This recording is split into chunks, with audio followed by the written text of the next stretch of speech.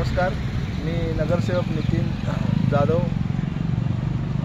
आज सकाळी आपल्या वार्डमध्ये जे इंद्रप्रस्थ नगर येते त्या इंद्रप्रस्थ नगरमध्ये सकाळी 6:30 वाजताच्या दरम्यान 5:30च्या दरम्यान जी आपली भटकी कुत्री आहेत त्या कुत्र्याने आपला जीव घेणं हल्ला एक दोघांच्यावरती केलेला आहे।